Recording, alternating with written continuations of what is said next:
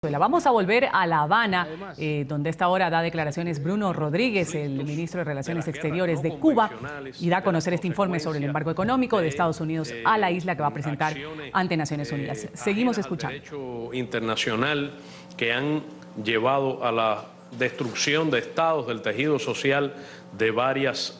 naciones y huyendo de la pobreza, del subdesarrollo. Y nos preocupa profundamente que la Unión Europea no avance en relación con la solución de las causas profundas que provocan estas oleadas migratorias o se plantee el uso de medios militares o represivos contra los migrantes. Todos quedamos consternados ante la imagen del niño pequeño en la playa como un símbolo que conmovió a toda la humanidad. Esperemos que haya voluntad política en los gobiernos de los países industrializados que son responsables históricos de las condiciones de subdesarrollo y pobreza que existen en los países del sur, particularmente en estos que son responsables de los conflictos recientes que condujeron a la situación actual. En segundo lugar, quiero anunciar que la resolución que condena el bloqueo económico, comercial y financiero de los Estados Unidos contra Cuba ha sido circulada a los Estados miembros de las Naciones Unidas. Será considerada en un debate en sesión de la Asamblea General el día 27 de octubre y será sometida a votación. El texto de la resolución, y lo voy a comentar porque contiene algunos elementos novedosos, parte de una actualización del texto tradicional que ha sido adoptado durante más de 20 años con votación de 188 estados a favor, un apoyo abrumadoramente mayoritario y solamente 2 votos en contra. La resolución plantea que la Asamblea General, decidida a fomentar el respeto estricto de los propósitos y principios consagrados en la Carta de las Naciones Unidas, es decir, tiene un enfoque de derecho internacional. La Asamblea General, reafirmando, entre otros principios, la igualdad soberana de los Estados, la no intervención y no injerencia en sus asuntos internos y la libertad de comercio y navegación internacionales, consagrados además en numerosos instrumentos jurídicos internacionales. Recordando las declaraciones formuladas por los jefes de Estado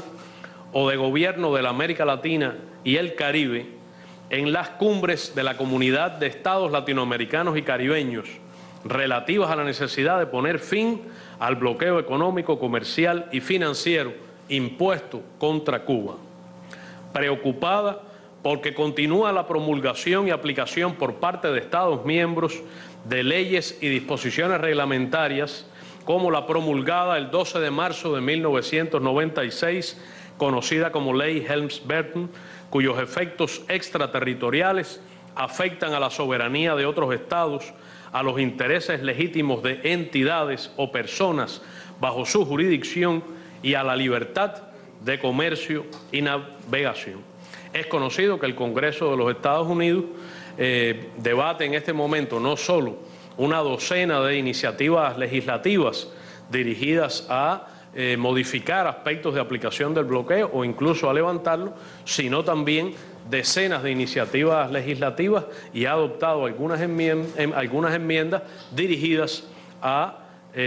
impedir que el presidente de los Estados Unidos de América pueda modificar su aplicación. La Asamblea General, tomando nota de las declaraciones y resoluciones de distintos foros intergubernamentales, órganos y gobiernos que expresan el rechazo de la comunidad internacional y de la opinión pública a la promulgación y aplicación de medidas del tipo indicado, recordando sus resoluciones y lista las resoluciones, la primera del 24 de noviembre de 1992. La resolución tiene 2 párrafos nuevos que dicen: la Asamblea General, saludando el restablecimiento de las relaciones diplomáticas entre los gobiernos de la República de Cuba y los Estados Unidos de América, reconociendo la voluntad expresada por el presidente de los Estados Unidos de América de trabajar por la eliminación del bloqueo económico, comercial y financiero contra Cuba. Preocupada porque después de la aprobación de sus resoluciones, y lista una serie de ellas, continúa vigente el bloqueo económico, comercial y financiero contra Cuba, y preocupada también por los efectos negativos de esas medidas sobre la población cubana y los nacionales de Cuba residentes en otros países, en particular la emigración cubana residente en los Estados Unidos. La Asamblea General, 1. Toma nota del informe del secretario general sobre el cumplimiento de la resolución 69/5, es decir, del año pasado. 2. Reitera su exhortación a todos los estados a que se abstengan de promulgar y aplicar leyes y medidas del tipo indicado en el preámbulo de la presente resolución en cumplimiento de sus obligaciones de conformidad con la Carta de las Naciones Unidas y el derecho internacional, que entre otras cosas reafirman la libertad de comercio y navegación. Es decir, la resolución reafirma que el bloqueo es una violación de la Carta de Naciones Unidas y del derecho internacional. 3. Insta una vez más a los estados en los que existen y continúan aplicándose leyes y medidas de ese tipo a que en el plazo más breve posible y de acuerdo con su ordenamiento jurídico tomen las medidas necesarias para derogarlas o dejarlas sin efecto. 4. Solicita al secretario general que, en consulta con los órganos y organismos pertinentes del sistema de las Naciones Unidas, prepare un informe sobre el cumplimiento de la presente resolución, es decir, la que será adoptada, a la luz de los propósitos y principios de la Carta y del derecho internacional, y se lo presente en su 71º periodo de sesiones, es decir, en el año 2016. 5. Decide incluir en el programa provisional de ese periodo de sesiones el tema titulado Necesidad de poner fin al bloqueo económico, comercial y financiero impuesto por los Estados Unidos de América contra Cuba. La República de Cuba aprecia y reconoce los planteamientos del presidente de los Estados Unidos, Barack Obama, en el sentido de que el bloqueo debe ser levantado. Su reconocimiento de que el bloqueo solo ha traído aislamiento a los Estados Unidos y no cumple los objetivos por los que fue establecido. El presidente de los Estados Unidos ha reconocido también que el bloqueo provoca daños humanitarios, es decir, daños a nuestro pueblo. También su decisión de involucrarse en un debate con el Congreso de los Estados Unidos con el objetivo del levantamiento del bloqueo y su declaración de que utilizará sus facultades ejecutivas para modificar su aplicación. La realidad es que el bloqueo persiste y que las medidas que el gobierno de los Estados Unidos ha adoptado hasta este minuto solo modifican la aplicación de algunos aspectos del bloqueo. Es sabido que el presidente de los Estados Unidos conserva facultades ejecutivas que le permitirían modificar sustancialmente su aplicación.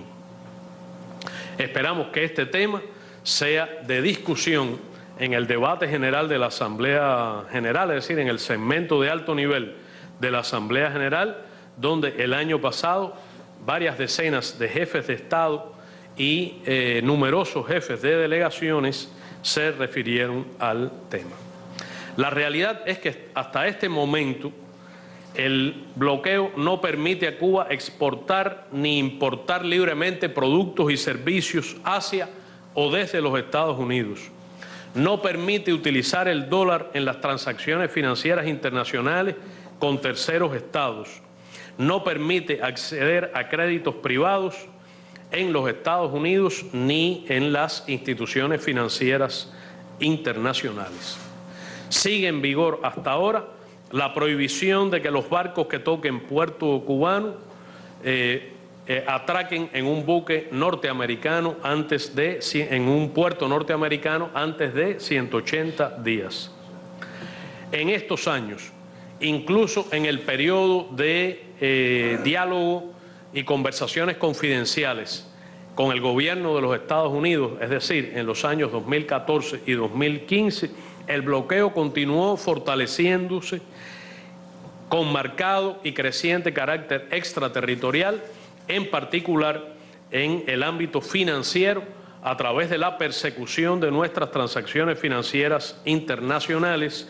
y las multas extraordinarias, insólitas, impuestas a bancos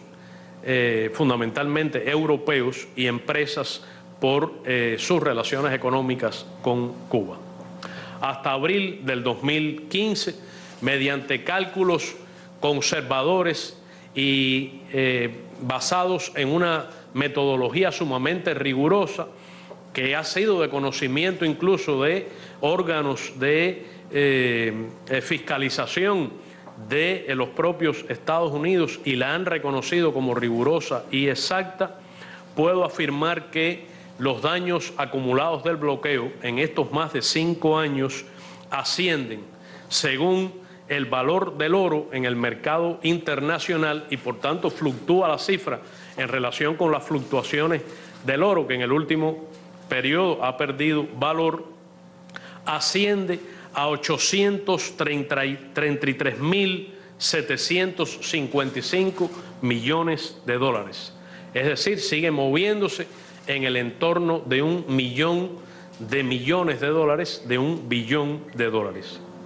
A precios corrientes, el bloqueo en estas décadas ha provocado perjuicios por 121.192 millones de dólares, lo cual es una cifra exorbitante para una economía pequeña como es la nuestra. Pero a pesar de que el bloqueo provoca graves daños económicos y es el obstáculo principal para nuestro desarrollo,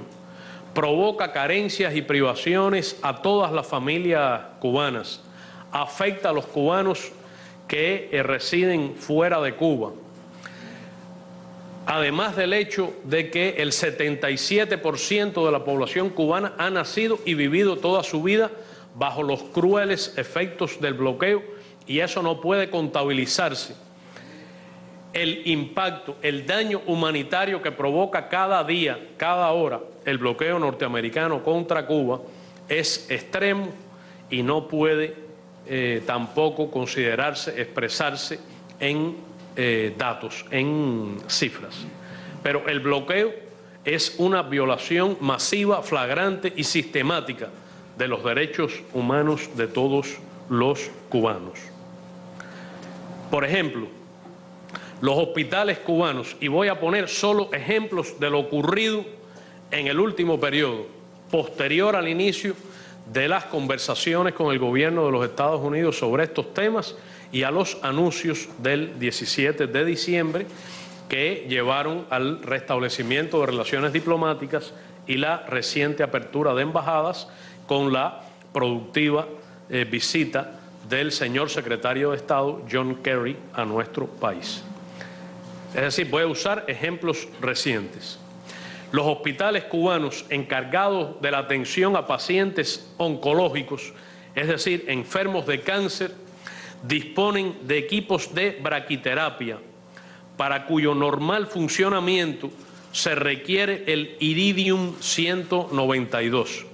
Son equipos indispensables para el tratamiento de enfermos de cáncer.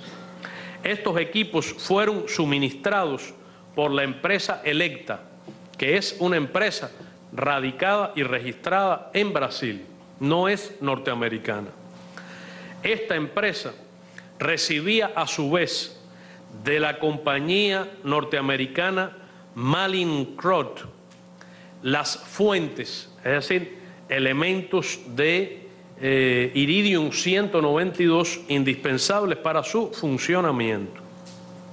En el periodo reciente, esta empresa ha informado a sus contrapartes cubanas que la empresa norteamericana, debido a las reglas del bloqueo, ha decidido dejar de suministrar dichas fuentes porque el Departamento del Tesoro de los Estados Unidos no le ha otorgado la correspondiente licencia. Es decir, es un efecto del bloqueo y es un efecto de que no se ha hecho mediante licencia una excepción al bloqueo en este ámbito. Esta denegación ha impedido que el Instituto Nacional de Oncología y Radiocirugía y que los hospitales oncológicos de Santiago de Cuba y de Camagüey hayan podido suministrar radiaciones a miles de pacientes oncológicos con la frecuencia y en el momento requerido. Han recibido los tratamientos, pero no de la manera requerida, lo cual constituye un acto de terrible impacto humanitario. Porque hay que ser muy realista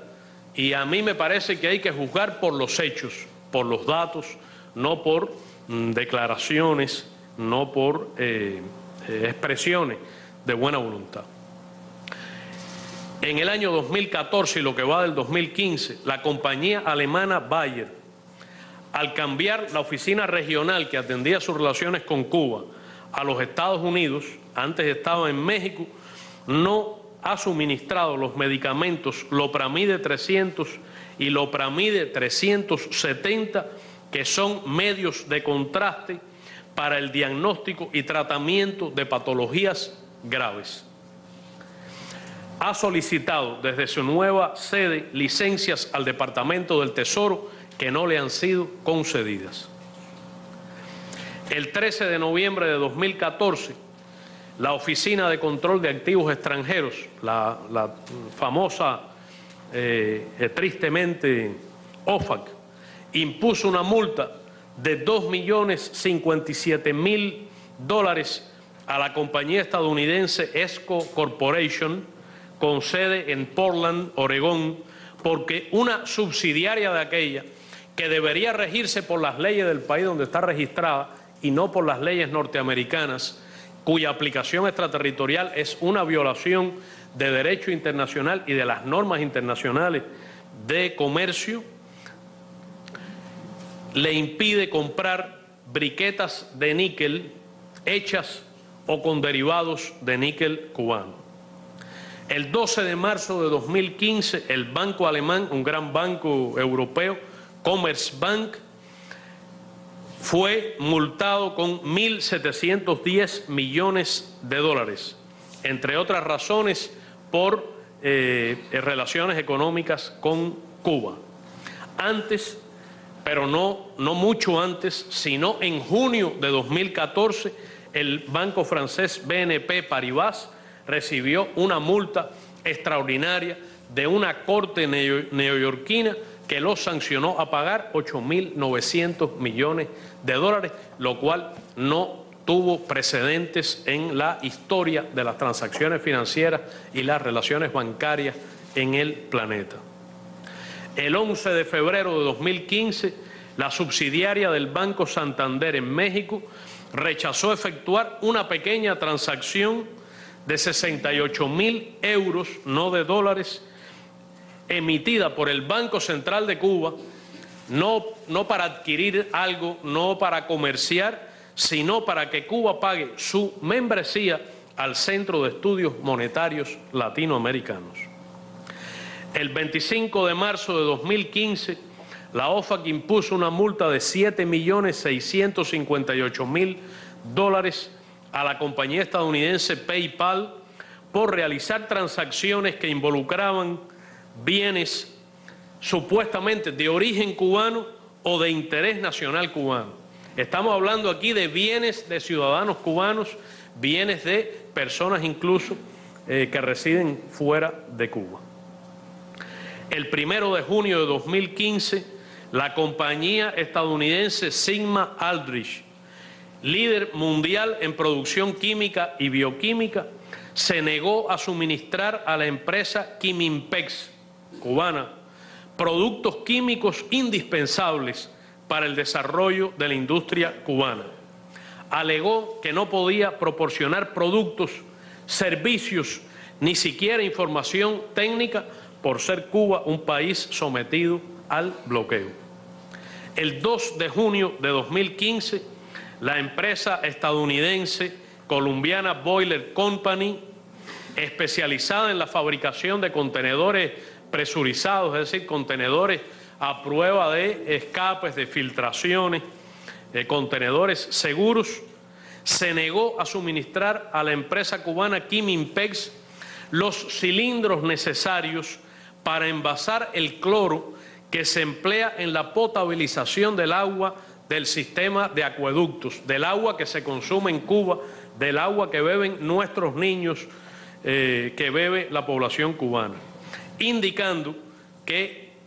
el Departamento de Comercio no había dado la autorización correspondiente para hacerlo. Quiero, habiendo demostrado, y ustedes recibirán en pocos minutos el informe del bloqueo, que aquí está en varios idiomas, pero este año es un informe breve y es un informe centrado no en el pasado, sino en los hechos ocurridos en el último año, en el periodo más reciente. Sobre todo los convoco a que vean las páginas 24 y 25, que tienen numerosos ejemplos más de daño humanitario como consecuencia de la aplicación del bloqueo. Por tanto, resulta indispensable un renovado, apegado al derecho, respetuoso pero enérgico reclamo de la comunidad internacional para el levantamiento incondicional, inmediato y completo del bloqueo económico, comercial y financiero que impone el gobierno de los Estados Unidos contra Cuba. El presidente Obama declaró que el bloqueo no cumple y no había cumplido ninguno de sus objetivos. Otras veces he citado que la mejor descripción de los objetivos del bloqueo están en el memorándum del 6 de abril de 1960, que solamente se desclasificó varias décadas después, que envió el subsecretario de Estado Lester Mallory. Según Lester Mallory, describe como posición oficial del gobierno de los Estados Unidos los siguientes objetivos. Escribió él: la mayoría de los cubanos apoyan a Castro. No existe una oposición política efectiva. El único medio posible para hacerle perder el apoyo interno al gobierno es provocar el desengaño y el desaliento mediante la insatisfacción económica y la penuria. Hay que poner en práctica todos los medios posibles para debilitar la vida económica, negándole a Cuba dinero y suministros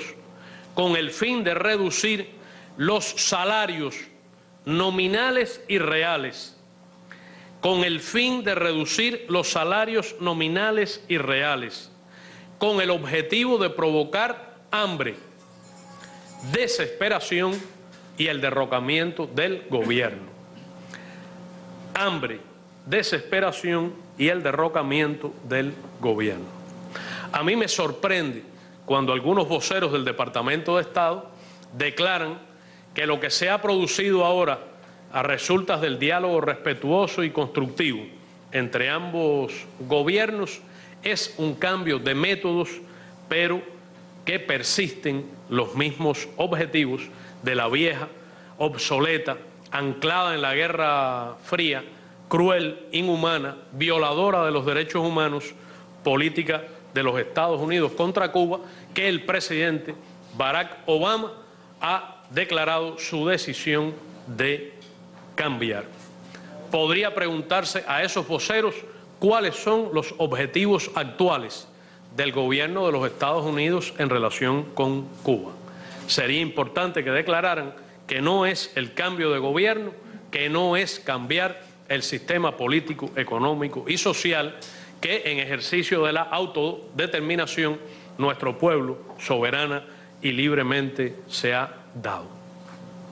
Nosotros reconocemos y apreciamos los progresos que se han alcanzado en las relaciones entre los Estados Unidos y Cuba, el proceso de diálogo que demostró que el diálogo respetuoso sobre bases de igualdad soberana es productivo, lleva a resultados, es el único camino,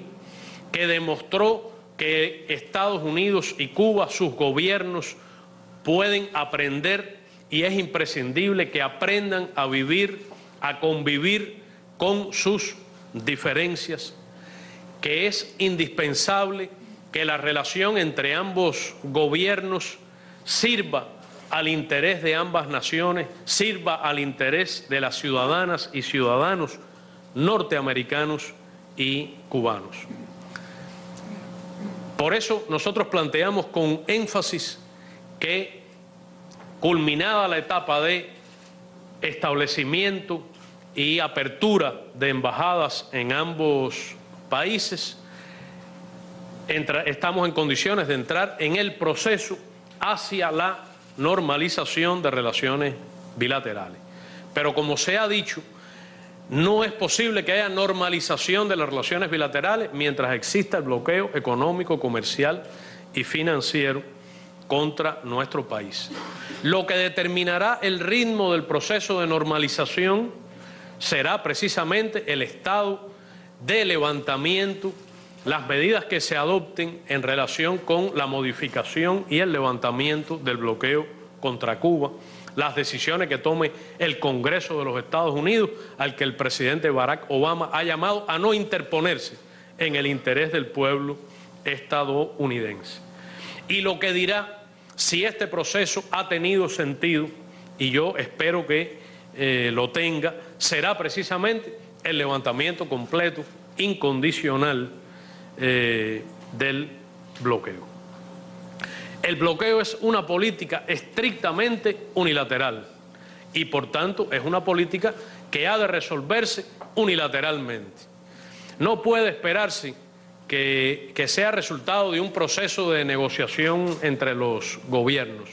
No es una avenida de dos direcciones, es una avenida de una sola dirección. Así empezó, así ha sido durante 5 décadas y así ha de terminar. Y ha de terminar porque es lo que conviene a los intereses de la nación estadounidense, de la Unión estadounidense. Es lo que conviene al pueblo de los Estados Unidos, es lo que demandan sus ciudadanos en ejercicio de sus libertades, como la libertad de viajar, en ejercicio de los derechos que se ejercen en una sociedad democrática, como demuestran todas las encuestas, que hay un apoyo ampliamente mayoritario en la sociedad estadounidense, marcadamente mayoritario en la emigración cubana, marcadamente mayoritario en la Florida a favor del levantamiento del bloqueo. Sin embargo, no podría subestimarse la importancia del diálogo realizado, de los avances conseguidos, de los resultados diplomáticos alcanzados y el hecho de que, como se informó a partir de la reciente reunión de la Comisión Bilateral Cuba-Estados Unidos, que consideramos nosotros constructiva, respetuosa, que se realizó en un ambiente profesional, ha permitido no solo clarificar las posiciones de Cuba en relación con el proceso hacia la normalización de relaciones, que incluye obviamente también la devolución del territorio ocupado ilegalmente por la base naval de Guantánamo, la suspensión de las transmisiones de radio y televisivas hostiles contra Cuba, que son violatorias del derecho internacional, según las decisiones de la Unión Internacional de Telecomunicaciones, y la eliminación de los programas destinados a alterar el orden constitucional en Cuba. Resultó muy importante el que se haya acordado en esta reunión avanzar en la cooperación médica entre los Estados Unidos y Cuba en relación con terceros países, en particular en la hermana República de Haití, que tanto lo merece y necesita. Hemos acordado con el gobierno de los Estados Unidos avanzar en acciones de cooperación en Haití, conocieron ustedes que hubo algunos intercambios entre especialistas médicos cubanos y norteamericanos en ese país en días recientes, y presentaremos al gobierno de los Estados Unidos una propuesta de cooperación sustancial que tenga impacto y alcance real en el sistema de salud y en los indicadores de salud del pueblo haitiano. Tenemos toda la disposición a cooperar con los Estados Unidos, tal como hicimos en relación con el ébola, con la terrible epidemia de ébola en África Occidental. Tenemos esa disposición. Sin embargo, hay obstáculos también que hay que resolver. Por ejemplo, el bloqueo es omnipresente, no es una manía, es que está en los hechos. Cuando nosotros despachamos nuestras brigadas médicas para el ébola a África Occidental, en el caso de Liberia, incluso habiendo tenido contactos con el gobierno de los Estados Unidos al respecto, las transferencias de la Organización Mundial de Salud destinadas al trabajo de estas brigadas médicas fueron cortadas en instituciones bancarias de terceros países a resultas del bloqueo, y tuvo el Departamento del Tesoro que emitir una licencia especial que permitiera que los médicos cubanos que se estaban jugando la vida, que fueron prácticamente los únicos que estuvieron atendiendo directamente en la llamada zona roja a los pacientes contagiados de ébola, recibieran los suministros indispensables para su trabajo. De la misma manera que habría que esperar que el gobierno de los Estados Unidos remueva otros obstáculos a la cooperación relacionados con el robo de cerebros o actos que atentan, que dificultan, que dañan la cooperación cubana en terceros países, como es el programa de parol al personal médico cubano en terceros países, que tiene una clara intención política establecido por el gobierno de W. Bush. Hemos avanzado también en la discusión sobre temas relacionados